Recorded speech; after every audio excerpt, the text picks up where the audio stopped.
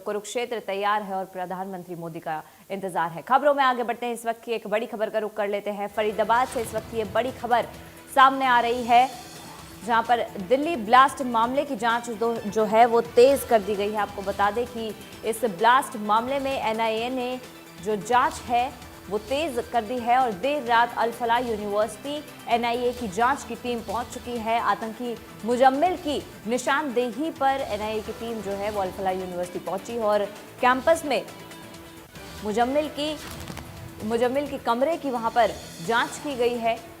फरीदाबाद से बड़ी खबर हम आपको बता रहे हैं। दिल्ली ब्लास्ट मामले से जुड़ी हुई ये बड़ी खबर है।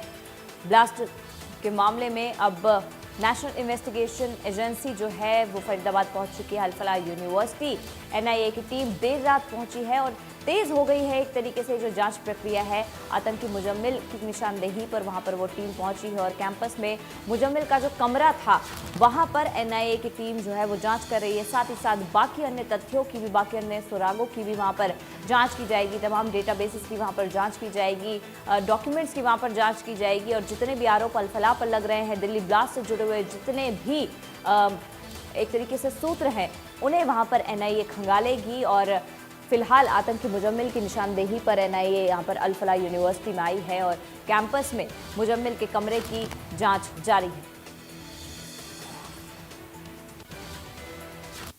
10 नवंबर को दिल्ली में हुए ब्लास्ट के बाद में एनआईए की तरफ से जांच तेज कर दी गई है और जांच के आरोपी आतंकवादी डॉक्टर मुजम्मिल की गिरफ्तारी चूंकि फरीदाबाद के अल फलाह यूनिवर्सिटी से हुई थी और ऐसे में अब एनआईए की गिरफ्त में डॉक्टर मुजम्मिल, डॉक्टर शाहीन साहिब और डॉक्टर आदिल के साथ साथ में कई अन्य डॉक्टर भी हैं और ऐसे में अब देर रात डॉक्टर मुजम्मिल को इसी अल फलाह यूनिवर्सिटी के कैंपस में लाया गया था। निशानदेही के लिए डॉक्टर मुजम्मिल को यहाँ लाया गया और जहाँ उसका कमरा अलॉट था 17 नंबर की बिल्डिंग के कमरा नंबर 13 में एनआईए डॉक्टर मुजम्मिल को निशानदेही के लिए लेकर गई और कमरा खुलवाकर वहाँ जांच की गई है उस कमरे की मुजम्मिल के सामने। और जिस तरह से न केवल अल फलाह यूनिवर्सिटी बल्कि इसके अलावा चूंकि डॉक्टर मुजम्मिल जो आतंकवादी है उसने फतेहपुर तगा में एक कमरा किराए पर लिया था और वहीं एक कमरा धौज में किराए पर लिया था, जहां धौज के कमरे से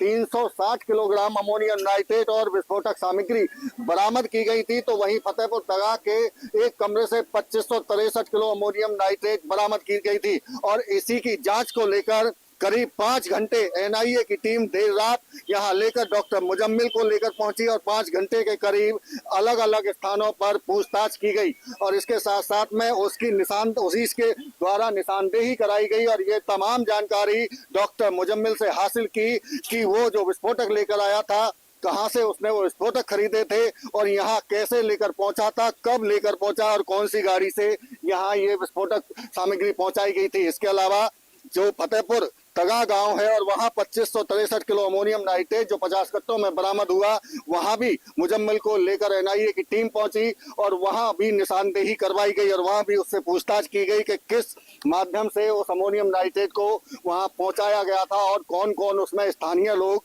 शामिल थे। तो करीब 5 घंटे बताया जा रहा है कि रात के 12 बजे के बाद में यहाँ से एनआईए की टीम डॉक्टर मुजम्मिल को लेकर वापस निकली थी। उससे पहले कई जगह पर आतंकवादी डॉक्टर मुजम्मिल को यहाँ अलग अलग कैंपस में जहां वो पढ़ाई कराता था और जिस अस्पताल में वो इलाज करता था और इसके साथ साथ में जिस कैंप ब्लॉक की बिल्डिंग जो 17 नंबर है उसके कमरा नंबर 13 में रहता था, उस कमरे को भी खुलवाया गया था और वहां ले जाकर उससे निशानदेही करवाई गई है।